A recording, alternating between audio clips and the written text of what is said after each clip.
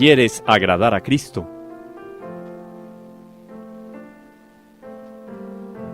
Sumérgete en María.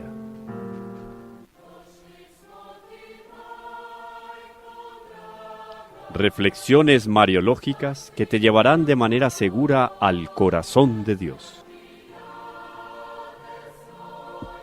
María, la hija predilecta del Padre.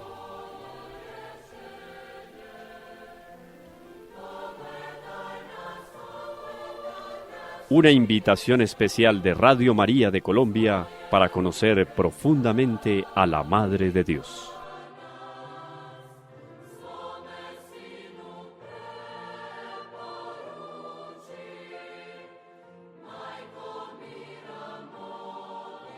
Un saludo muy especial para todos los que nos acompañan en este peregrinar hacia el Inmaculado Corazón de María.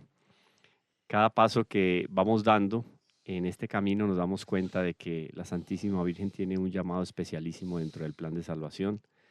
Eso está fundamentado y justificado en la Sagrada Escritura, en la doctrina de la Iglesia, magisterio, tradición, y sobre todo en el corazón de cada uno de los fieles que se han acercado a ella durante toda la historia. Una mujer llamada a grandes obras a lo largo de la historia, de grandes obras, tomándonos de la mano a cada uno de nosotros. Y eso nos confirma cada vez más esa vocación de ella como María, la hija predilecta del Padre. Gracias por su compañía y gracias, Orlando, por estar aquí de nuevo con nosotros en esta mesa de trabajo de meditación y de contemplación. Sí, lo hacemos con mucha devoción, con mucho cariño, no pretendiendo ser maestros del tema, pero sí pretendiendo ser cultores del tema, porque el tema mariano es apasionante. El tema mariano llega al corazón y llega al corazón porque así es la voluntad de Dios. Al dejarla como madre, lo hizo para que nos quisiera ella y nosotros le quisiéramos. Así es, Orlando. Y tras bambalinas, tú hacías una referencia a una figura, un símil, con un padre de familia y con sus hijos. Yo creo que vale la pena que nos compartas acá. Por eso nos contextualiza, nos aterriza un poco y no nos quedamos en la doctrina como bien tenemos claro acá, sino lanzarnos más a la aplicación espiritual para los beneficios que cada uno puede tener en esta devoción con la Virgen. Sí, decíamos que María es madre de la humanidad, que los católicos la reconocemos como madre, pero no de manera exclusiva. El corazón de Cristo, al no nombrarla, sino consagrarla, Madre nuestra, porque una cosa es un título y otra cosa es una consagración. La consagró como mamá, en el sentido coloquial nuestra, es de las criaturas de Dios, ¿no? Para no hablar hijos en el sentido teológico a través del bautismo, pero de toda la humanidad, creyentes o no creyentes, detractores o amantes de la fe. María es madre de la humanidad.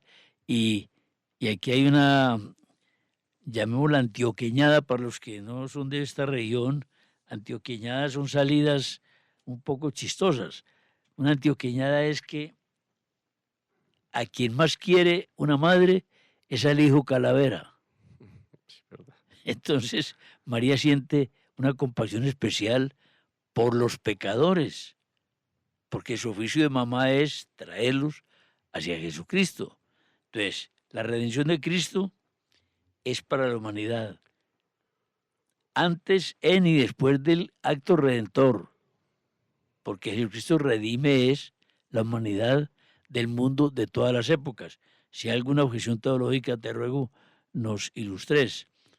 La redención de Cristo es para la humanidad de cualquier época, antes de él, durante él y después de él, históricamente hablando. Entonces, Cristo es el Redentor del mundo. María es la mamá de la humanidad. No sé, ahí sí me atranco por emplear un término coloquial, si la maternidad mariana solo se registra, se ejerce a partir de su existencia humana, o también abarcaría lo anterior porque lo de Cristo sí, porque Cristo es hombre y es Dios. Yo iba pensando mientras ibas meditando, me parece muy interesante la contemplación y la especulación también en el sentido teórico, especular al respecto de eso que yo creo que tiene mucho de, ¿cómo podríamos decir? Algo de fe del carbonero, que lo llevamos en el corazón, es muy teológico, pero puede ser que no tengamos clara la doctrina. Pero como la fe es un don, Ah, sí. la fe nos ayuda a reconocer en la realidad aquello que es verdad. Y lo que tú has Sí, porque dicho, la fe supone la sí, razón. claro, van de la mano. Sí. Entonces, muy interesante lo que dices. Primero que todo, un ejemplo con aquello, comienzo con el final. Tú hablabas del efecto retroactivo, ¿cierto? De la redención. Obviamente, si Adán y Eva lograron convertirse o alcanzaron la conversión e hicieron penitencia, fue gracias a los frutos infinitos de la redención de nuestro Señor Jesucristo. La perseverancia de un Josué, etcétera, todo lo que tú quieras, esos efectos retroactivos. Es más, la santidad que la iglesia proclama, la práctica en grado heroico de las virtudes de algunos hombres y mujeres en el Antiguo Testamento, se hace efectivo gracias a lo conquistado por nuestro Señor en lo alto de la cruz. O sea, sí hay un efecto retroactivo. Ahora, la maternidad de Nuestra Señora tiene un efecto o también tiene una existencia en la antigüedad.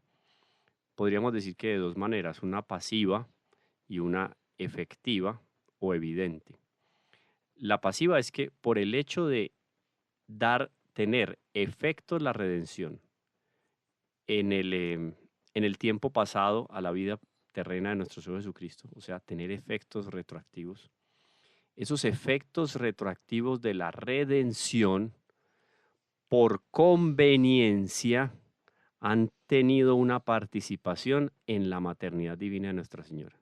Porque es a partir del sí de María que esa redención tuvo efecto retroactivo. Oído, no es que Dios haya quedado coaccionado a ese sí de María, pero la conveniencia del sí de María tuvo una repercusión en el ámbito temporal retroactivo. Sí, señor.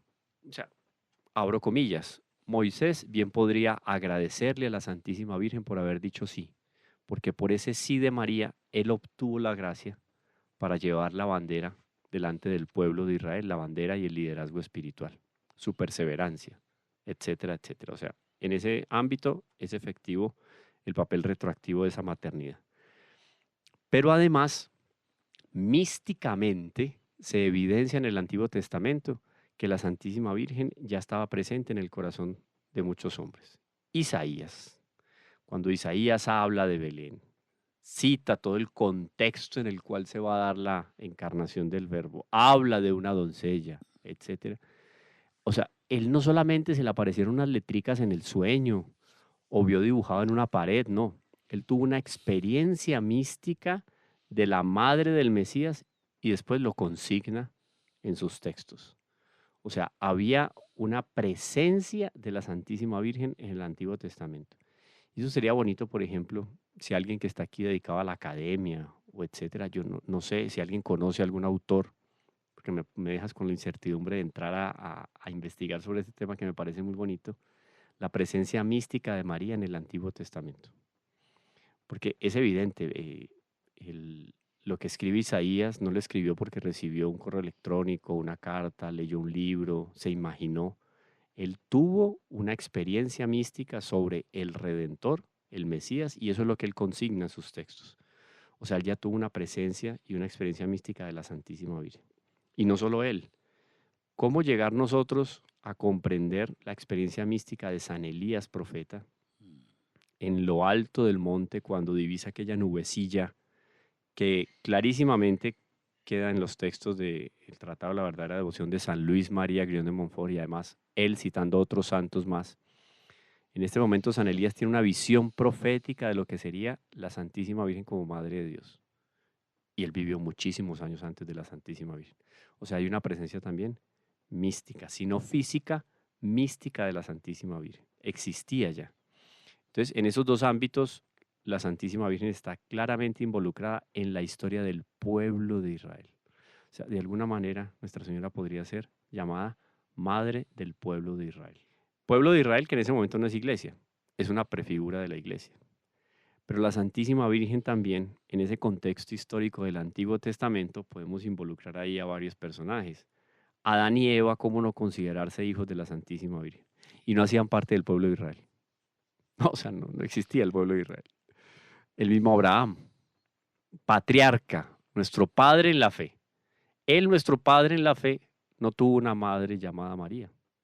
Seguro él en sus contemplaciones, si en algún momento se encuentra con la Santísima Trinidad, como es aquella visión de los tres ángeles, los tres hombres que llegan a visitarlo, que es una presencia, digamos, sobrenatural de la Santísima Trinidad, ¿no habrá tenido él algún encuentro místico con, por lo menos, no que la Santísima Virgen se le haya aparecido, sino que él haya tenido una experiencia mística que le hiciera comprender el papel de la Santísima Virgen? Yo diría que muy seguramente la tuvo. Él y otros hombres en el Antiguo Testamento. Que otros pocos lo dejaron consignado es diferente.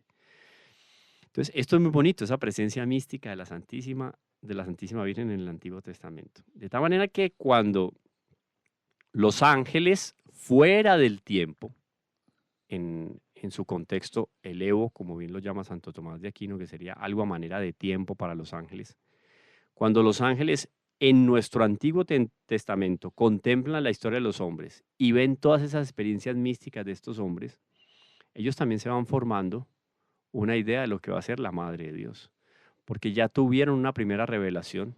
También es un tema que trata, digamos que más contemporáneamente el padre Fortea de algunas líneas en ese sentido. Monseñor John Scott Tamilio Cladías, de feliz memoria, también habla clarísimamente sobre eso. El mismo doctor Plinio Correa Oliveira, el gran pensador brasileño, dejan claro que, y otros muchos teólogos, dejan claro que la gran batalla que se da en el cielo entre los ángeles y que define el perfil de algunos como demoníaco, o sea, se definen ellos en su personalidad como demonios, como seguidores de Satanás, es a partir de la revelación que Dios hace, no solo de la encarnación, sino de la maternidad divina. Hay dos situaciones, Camilo, al respecto de esto, pues que va surgiendo porque no estaba en el tema, Yo ¿no? tengo otro libreto acá, pero bueno, no. Sí, pero es que las cosas de mi Dios no son estáticas, abre el pensamiento. Y son dos situaciones. Una, en el Antiguo Testamento, a ver, el Antiguo Testamento apunta a una centralidad. Es la llegada de un Mesías. Es decir, el pensamiento del Antiguo Testamento, de todos sus personajes, pues, presenta un ambiente de espera. Hay un Mesías que vendrá, ¿no? Bueno, ese Mesías que vendrá, ellos lo prefiguran como en realidad es un Mesías, una persona, un hombre. No irían a pensar que aparecería por allá en el desierto como, o caería del cielo como un ovni. No, iba a tener una madre. Tan es así que las mujeres de Israel, como pueblo, todas querían ser la mamá del Mesías. O sea que la madre del Mesías, sin que ellos lograran ubicar la personalidad ni las condiciones pues excelsas, ubicaban ese Mesías hijo de una mujer. Y qué bueno que esa mujer fuera yo, pensaban las muchachas de la época, ¿o no? Bueno, entonces, Sí, no, no, y es verdad porque era una aspiración vocacional. claro, pero también era una prefiguración de una que sería madre. O sea que ahí vamos viendo la presencia de María de alguna manera en el Antiguo Testamento. Bueno, y pues se nos vino un pensamiento contar una anécdota. Conocimos de alguien, no lo conocimos personalmente, sí, conocimos de alguien que se convirtió del protestantismo al catolicismo por una reflexión lo más de lógica, hombre. No es un teólogo, no, es una persona de buena voluntad que cree y creía en Jesucristo, pero aparte de su nexo con María. Y el hombre llegó a esta conclusión, cosas del Espíritu Santo, ¿no? Y hombre, ¿cómo así que nosotros, en nuestra denominación, en nuestro credo, hablamos tanto del Antiguo Testamento, mantenemos la Biblia y hablamos de Isaías, hablamos de Jeremías, hablamos de Moisés, y no estamos hablando de una mujer que está prefigurada en el Génesis, y no estamos hablando de la mamá de Jesucristo, que es nuestra adoración? Jesucristo es nuestra adoración. Y hablamos de una cantidad de profetas y predicamos, mire lo que dice Isaías, mire lo que dice Ezequiel, y no estamos hablando de la que fue mamá de Jesucristo. Esto es una cosa muy rara, porque la mamá de Jesucristo pues debe tener una importancia definitiva mucho más que la de estos ilustres profetas. Llegó al catolicismo por eso. ¿Cómo se Increíble. omite hablar de la mamá O sea, llegó por no escuchar de la Virgen, por no escuchar de la Virgen? por no escuchar de la Virgen. Mire usted, y es un camino válido. Sí, no, y absolutamente teológico también, porque cuando el Evangelio habla, esas frases conocidísimas de nuestro Señor al respecto de la Santísima Virgen que consignan los evangelistas, todo aquello lo guardaba, o María guardaba todas esas En cosas en su su corazón, corazón. o contemplaba todas esas Ey, cosas en su corazón, más que guardar claro, era contemplar. contemplaba. La primera criatura en hacer ejercicio profundamente teológico y especulación teológica fue la Santísima Virgen. O sea, no es solo madre y reina de los profetas, madre y reina de los apóstoles, madre y Ujú. reina de la iglesia, etc. Nuestra Señora es teóloga por excelencia, porque cada una de las manifestaciones, o sí, manifestaciones públicas, por decirlo así, en esos 3 años de la vida de nuestro Señor, la Santísima Virgen con ese contemplar, escuchar y meditar, en el fondo iba elaborando todo esto va a sonar un poco técnico, pero ella iba elaborando todo un corpus Sí, teológico sí, sí, sí, sí, en su inconmensurable e inefable sabiduría. claro. O sea, la Santísima Virgen tenía una comprensión profunda y profética de cada uno de los actos realizados por nuestro Señor Jesucristo. Por eso, en las bodas de Caná, cuando Nuestra Señora se queja de que no tienen vino, la intención de Nuestra Señora no es ni muchísimo menos, podrá ser en la 10ª posición, pero la intención primordial de la Santísima Virgen era estar presente cuanto antes en la consagración del pan y del vino. O sea, hijo mío, llegó el momento. La Santísima Virgen quería comulgar sacramentalmente a nuestro Señor Jesucristo. Ella ya había tenido la experiencia 9 meses dentro Ujú. de sí a la segunda persona de la Santísima Trinidad asumiendo la naturaleza humana. Y eso la santificó a ella en un grado inefable. Si ya era santa, inconmensurablemente santa, en el vientre de Santa Ana desde el primer momento de la concepción, eso también es otro misterio. Uno no sabe qué más le podía dar Dios, pero Dios ese qué más se lo dio en el momento de la anunciación. Y se lo da después en esos, ¿qué digo yo? Me acuerdo guardando las debidas proporciones, lo que se llama el golpe del hormiguero en Santa Laura Montoya, que ella dice que a partir de ese Claro, golpe del hormiguero, que fue sí, una sí, gracia mística, sí, sí, ella después lo que escuchaba de doctrina era simplemente como un recordar, dice la Santa Madre Laura, o sea, ella recibió un don de la sabiduría infuso de claro, una sí, manera muy, sí, muy profunda. sí. Imaginemos lo que era la Santísima Virgen viendo la curación del leproso Orlando. Claro, claro, es indudable. O sea, Nuestra Señora no veía solo el milagro físico, donde a veces nos quedamos No, nosotros. Ella veía toda la repercusión que eso tenía en el ámbito sobrenatural, preternatural, y cómo eso le dolía al demonio y preparaba el camino para que esa alma que había recibido el milagro de la curación se preparara para la santificación. Nuestra Señora ya la veía santificada, de tal manera que el trato que Nuestra Señora tenía con cada uno de ellos, apóstoles y discípulos, era como si ellos hubieran llegado al máximo grado de santidad.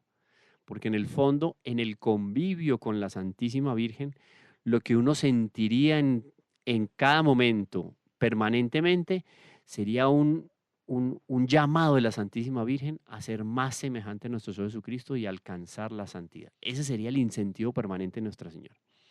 Entonces, cuando tú hablas de esa maternidad de Nuestra Señora, que va más allá de los hijos de Dios, que a partir del bautismo dentro de la iglesia, o por algún caso particular y extraordinario fuera de la iglesia, recibe el bautismo y se hace efectiva esa filiación con respecto a Dios Padre, la Santísima Virgen va más allá, claro, porque ella inclusive del el pagano, el no creyente, el ateo, el crápula, Nuestra Señora está pidiendo por ellos, porque llegará un momento en que a partir de la ley natural, la conciencia, etcétera, Dios va a juzgarlos y va a juzgarlos en vida, va a ser un juicio, digamos, un encuentro personal con Él en vida o en el momento de la muerte. Será la gran prueba a ver qué Claro, camino van a tomar en la eternidad. claro, claro. Y ahí está Nuestra Señora. Ella no se va a mantener al margen de la historia. No, hay una situación, Camilo, si estamos entendiendo tu pensamiento sobre el ansia de María por comulgar. En este sentido, y uno habla de estas cosas con mucho temor y reverencia. ¿Por qué eso? Porque miremos, María tuvo el desarrollo gestacional de Jesucristo dentro de sí. Ella, dentro de sí,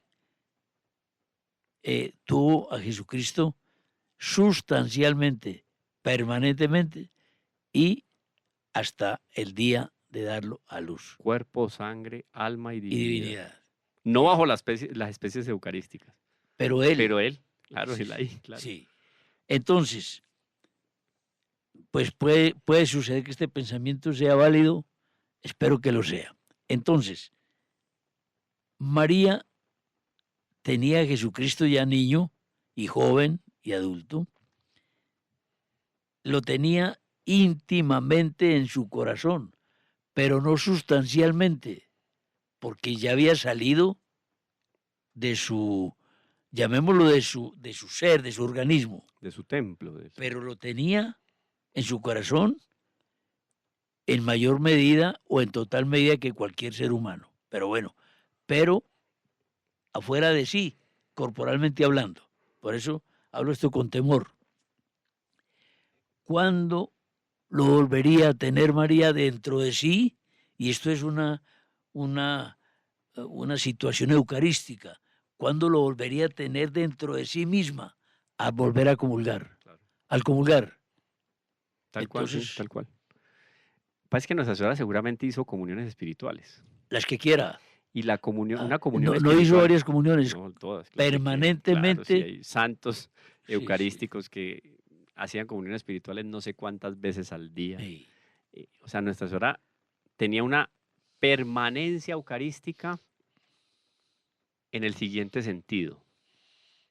Antes de la última cena, qué interesante, este otro tema muy interesante, acabas de anotarlo para, para reflexionar más al respecto, pero podemos contemplar dos momentos en los cuales Nuestra Señora tiene presencia eucarística. Tres momentos. Ajá. La presencia eucarística que tú señalas en un primer momento, cuando eucarística, no bajo las especies del pan, pero manteniéndose la sustancia. 9 meses. Claro, 9 meses. El primer momento. Claro. La primera comunión de Nuestra Señora. Después, yo no diría que las comuniones que ella hace espirituales, yo diría la permanente comunión espiritual en la cual la Santísima Virgen permanece hasta el momento de la última cena. Claro. Que la última cena Y permanente comunión espiritual también de San José, de San José, que no lo hablaríamos saquemos de de eso. ahí. Sí, yo lo pongo ahí con todas las letras, no hay ningún problema porque segurísimo era así. Sí. Luego comulga su primera comunión, la primera comunión de la Santísima Virgen, ese día jueves, cayendo la tarde, última cena. La primera comunión de ella, la primera comunión, San José, no tenemos noticias, pero muy posiblemente se fue sin hacer su primera comunión. La comunión de él fue espiritual. En lo que externamente conocemos. Y hay buenos estudios sobre el fallecimiento de San José antes, poco antes de la vida pública. Estratégico también. Sí. Yo trato eso, discúlpame Orlando, hago la promoción aquí. Tengo un curso de teología josefina Ah, qué bonito, hombre. en mi canal de YouTube, Teología con el Profe Ah, Camilo. Creo que son dos cursos que tengo de pero teología muy... josefina. pero qué bueno. A ver si retomo en estos días y hago unos segundos y Sí, si sí, los sí, tiempos sí, dan, sí. pero en el fondo es eso. Providencialmente él sale de escena antes Sí, del momento de la vida pública. Entonces, él se habrá quedado, digamos, de alguna manera, solo con la experiencia de la comunión espiritual. No es doctrina de la iglesia, pero podemos deducir eso, uno supone, sí. ¿cierto? Sí, sí, Entonces sí, sí. quedamos, la comunión de la Santísima Virgen, los 9 meses de gestación, la comunión permanente, comunión espiritual de la Santísima Virgen durante los 30 y tantos años, y después, a partir de ese momento en que la Santísima Virgen comulga en las especies, oído, está comulgando ya y es una Eucaristía tal cual como nosotros la recibimos hoy en la celebración de la Santa Misa. Pero las especies dentro de ella no tienen ningún tipo de corrupción y mucho menos la presencia eucarística de nuestro Señor. Por lo tanto, porque oído, esto es un principio también, en el pan y en el vino permanece la presencia eucarística mientras el pan es pan y el vino es vino. O sea, si en una hostia, si yo cojo una hostia consagrada, la coloco en agua y se diluye, al diluirse la hostia y dejar de ser pan, no hay presencia. Sí, cuando ya la materia no es apta, ya no está la No hay presencia. presencia. Pero entonces, en el interior de Nuestra Señora, en el interior de Nuestra Señora, en el interior de Nuestra Señora se mantuvieron las especies del pan y del vino, por lo tanto se mantuvo la presencia eucarística. Nuestra Señora por eso es llamada Madre de la Eucaristía, porque en ella la presencia eucarística fue permanente a partir de esa primera comunión en la última cena. ¿Qué pasó entonces en la primera misa celebrada por el Colegio Apostólico? Algunos dirán, esa primera misa la habrá celebrado San Pedro por tener el primado, por ser el primer papa, o él la habrá podido delegar a San Juan. No pongamos el contexto de la concelebración que se vive hoy, porque era un contexto, digamos, muy primigenio dentro de la iglesia. El caso es que en la siguiente misa que se celebró, después de esa primera misa, que fue la de Nuestro Señor, la Santísima Virgen vuelve y comulga, y en el interior de ella se renuevan las especies eucarísticas. O sea, ella tiene una permanente comunión eucarística. Y en esa primera comunión de ella, en esa primera misa, de tal manera permanecen el pan y el vino y la presencia eucarística de nuestro Señor, que por eso este acontecimiento de la presencia eucarística se liga y se une íntimamente a lo que significa la corredención de la Santísima Virgen. Porque todo aquello que sufre nuestro Señor Jesucristo en cuerpo y alma, en la pasión y muerte, Nuestra Señora, la Santísima Virgen, lo vive en su interior. Porque dentro de ella, como en un sagrario, vive la Eucaristía, o sea, vive la presencia real de nuestro Señor Jesucristo. Esto es un acontecimiento eh, invaluable e inefable dentro de la Mariología y dentro de la doctrina de la Iglesia. Porque entonces la Santísima Virgen es la criatura que mayor posibilidad ha tenido a lo largo de la historia de acompañar la pasión de nuestro Señor Jesucristo. Una pequeñísima y veloz interrupción a esa disertación a esa meditación tan cercana, tan comprensible que has hecho. Se discute hoy la corredención, pero uno se atrevería a pensar lo siguiente. Es lógico que Jesucristo, hombre y Dios, no necesitaría de nadie para la redención de la humanidad. Pues es lógico, ¿no? Pero la corredención podría admitirse no en un sentido teológico. Piensa uno, porque quien valió, quien tuvo el precio redentor, quien pagó el precio, quien tenía el aval, era precisamente Jesucristo, 100 a 100, pero tuvo una asociación de parte de María en el sufrimiento como ninguna persona fuera de María podría haberla tenido, porque María sufrió minuto a minuto el proceso de redención de Jesucristo para nosotros. Una pequeña pausa y ya regresamos con ustedes.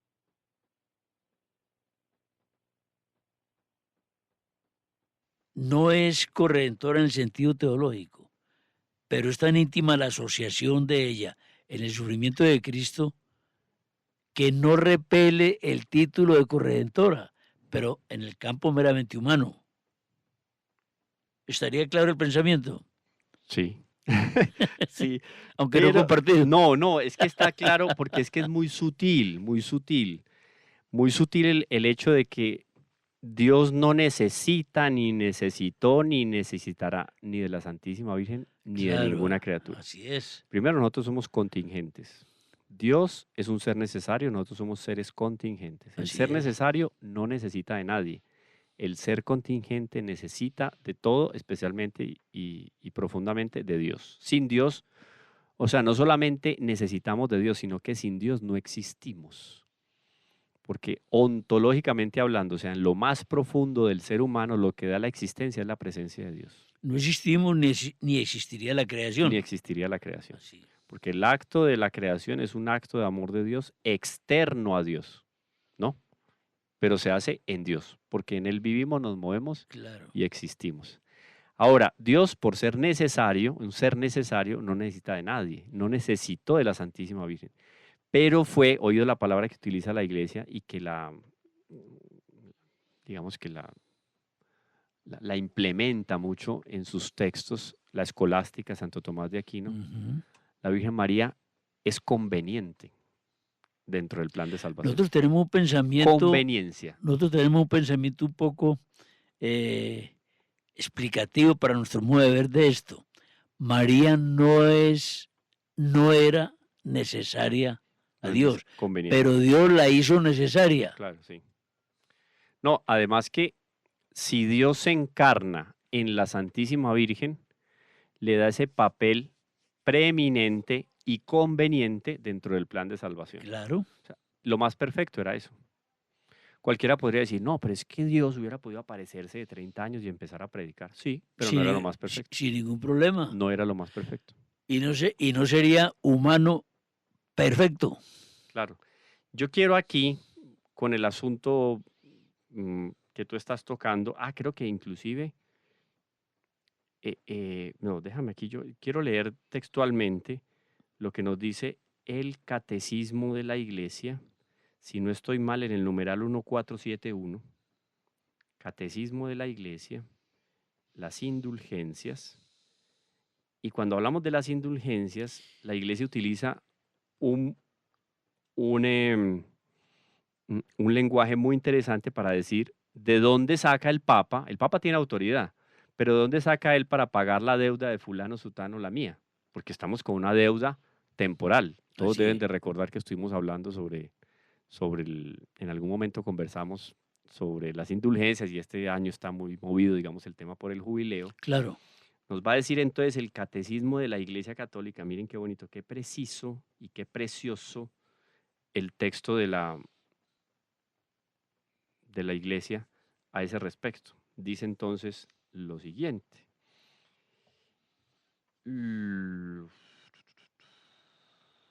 Aquí, la comunión de los santos, las penas del pecado, la indulgencia. Esto viene a partir de las indulgencias son el numeral 10, el 1470. Del catecismo. Del catecismo, oído. La indulgencia, esto es del documento de la Constitución Apostólica de Pablo VI, si no estoy mal, año 67, la Indulgentiarum Doctrina, donde digamos que actualiza la doctrina sobre las indulgencias, el Papa San Pablo VI. Abro comillas, ¿qué dice él? Lo cita el Catecismo en el numeral 1471. La indulgencia es la remisión ante Dios de la pena temporal por los pecados ya perdonados en cuanto a la culpa, que un fiel dispuesto y cumpliendo determinadas condiciones consigue por mediación de la Iglesia, la cual, la Iglesia, como administradora de la redención, distribuye y aplica con autoridad, oído, ¿qué aplica con autoridad? ¿De dónde saca el dinero, la plática espiritual? ¿De dónde saca los bienes espirituales para pagar? Aquí dice, y aplica con autoridad el tesoro de las satisfacciones de Cristo y de los santos. Absolutamente hablando, uno diría, pero se pasó. Pablo VI, ¿para qué dice los santos? Con las satisfacciones de Cristo es suficiente. Pero es que el tesoro no es solo las satisfacciones de Cristo.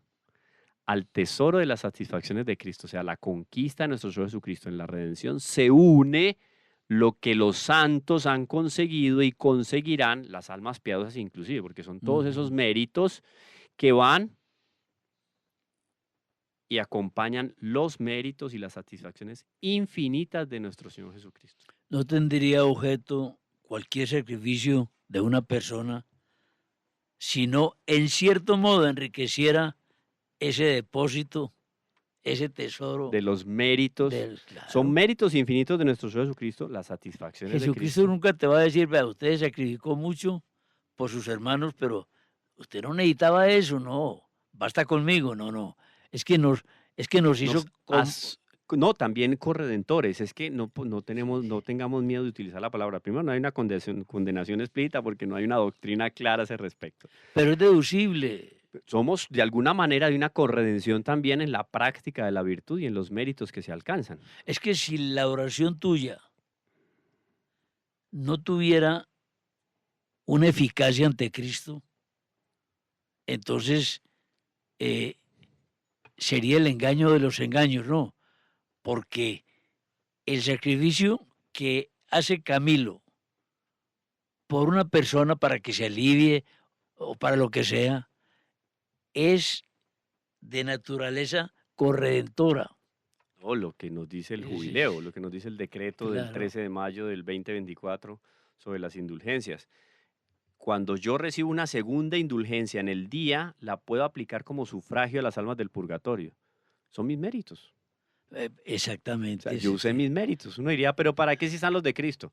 Cristo quiere que nos asociemos a su plan de salvación de esa manera. Claro, en el campo humano, por ejemplo, aunque nos salimos del renglón, Ya lo va a conectar, es que del renglón teológico que No, traíamos, ya está. hombre, un señor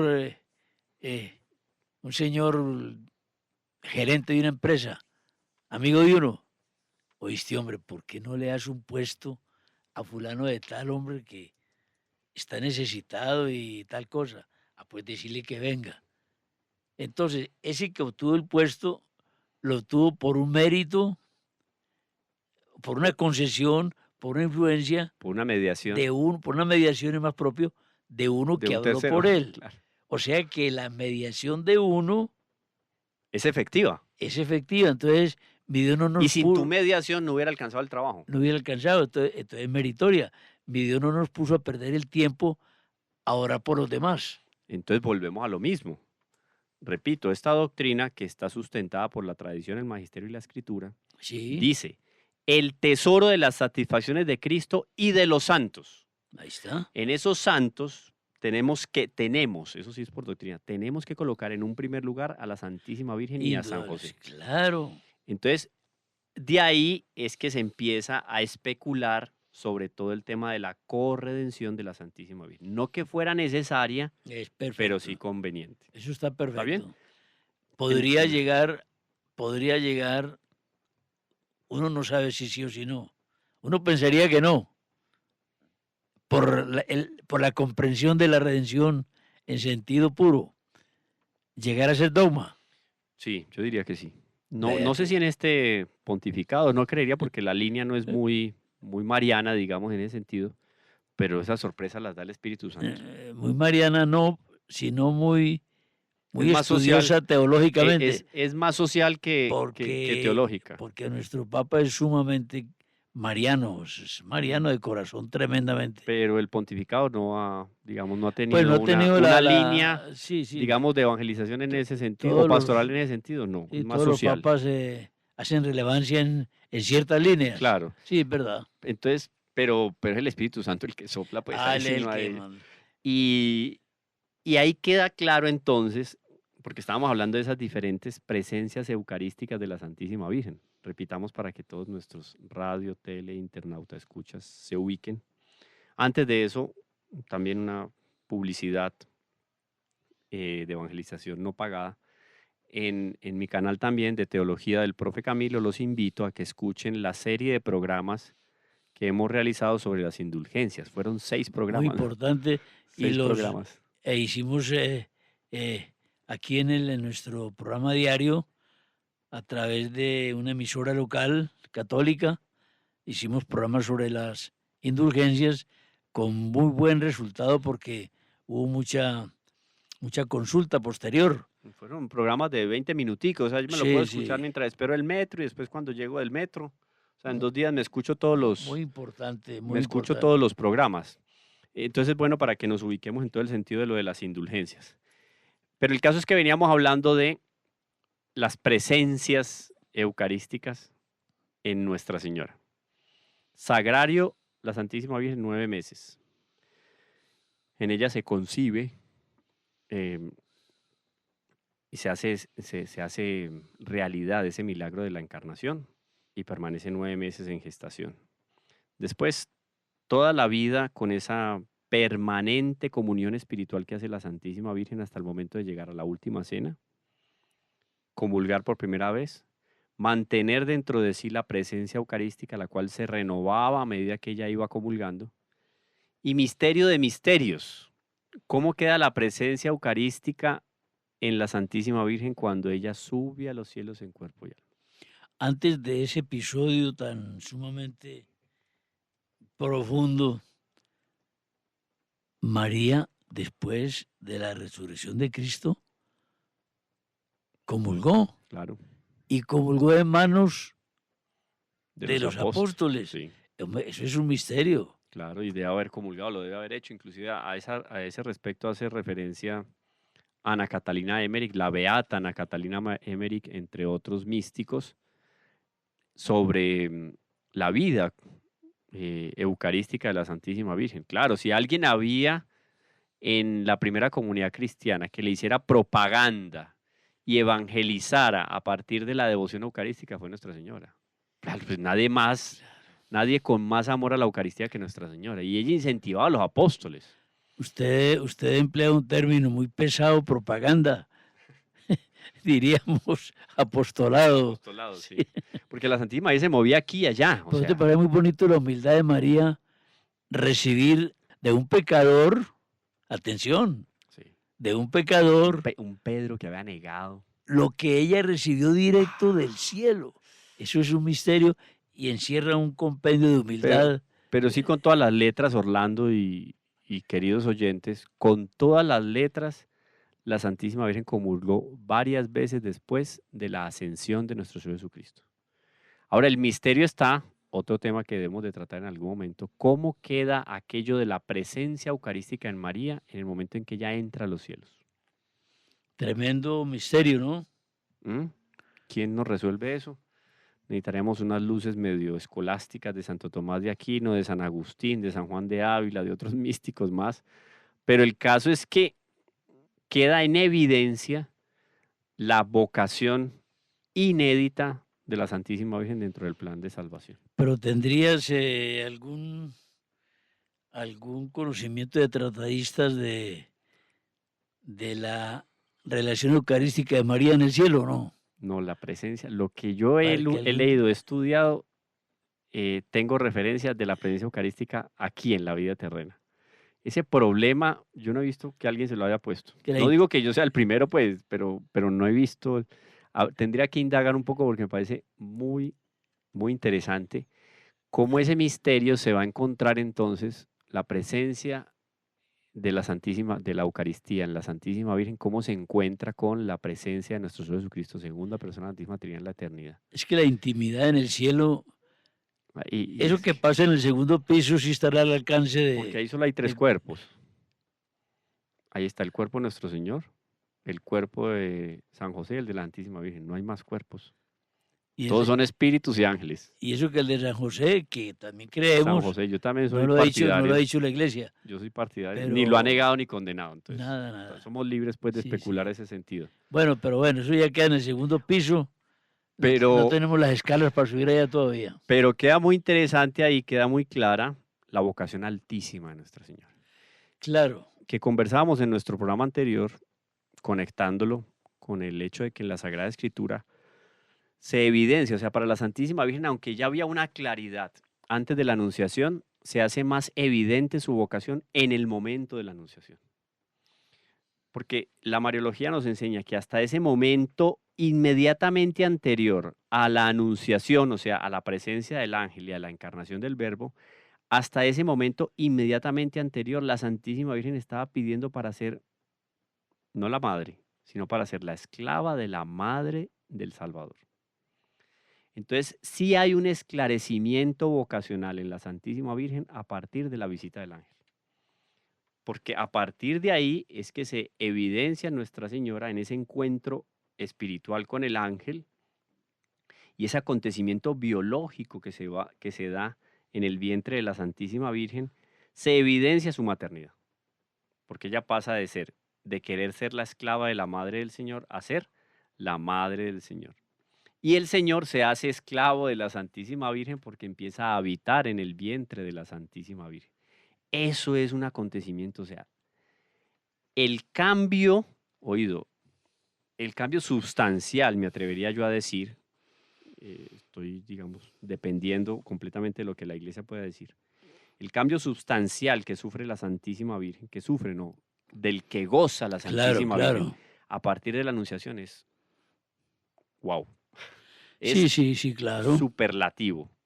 Tanto así que cuando ella va y visita a Santa Isabel, ya habiéndose realizado dentro de ella ese acontecimiento biológico y sobrenatural, o más bien sobrenatural y biológico de la encarnación del Sí. Verbo, Santa Isabel exclama, ¿de dónde a mí que la madre de mi Señor? O sea, era tan evidente, además que hay una gracia mística ahí, fue tan evidente el impacto y la transformación que sufre, la transformación sobrenatural y física que sufre la Santísima Virgen a partir de la encarnación del Verbo, que Santa Isabel como que no la reconocía. Había algo de cuerpo glorioso en la presencia de la Santísima Virgen porque en ella se había realizado el milagro más grande de la historia. La divinidad asume la naturaleza humana en el vientre de la Santísima Virgen. Entonces, muy interesante esta consideración de la grandeza que asume la Santísima Virgen a partir del momento del encuentro con el Arcángel San Gabriel y del acontecimiento sobrenatural y biológico que sucede en su vientre. Y la Santísima Virgen tiene una mayor claridad sobre su vocación. Eso es indudable, porque aquí por recapitular ya, porque se nos agota el tiempo, Nos quedamos en la primera línea de lo que teníamos preparado, Orlando. son, llamémosla un poco impropiamente, etapas en la vida espiritual, mística, eucarística de la Santísima Virgen María. Sí.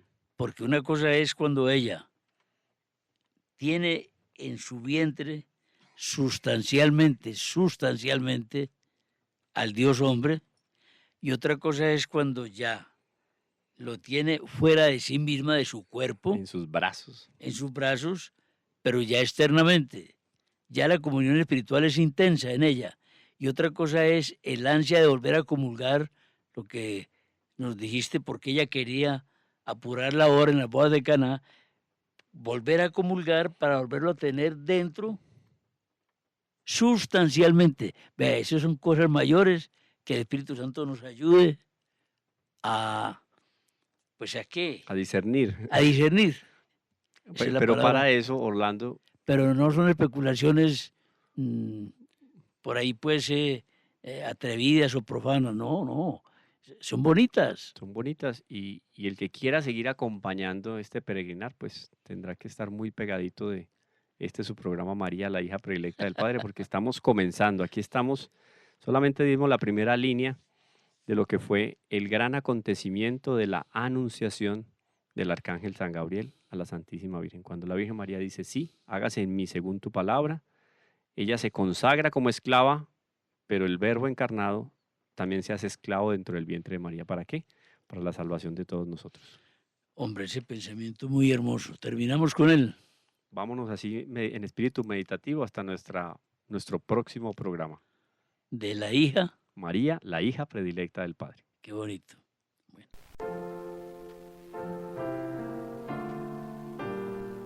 ¿Quieres agradar a Cristo?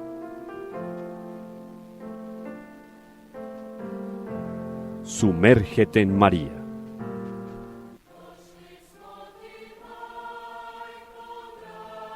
Reflexiones mariológicas que te llevarán de manera segura al corazón de Dios. María, la hija predilecta del Padre.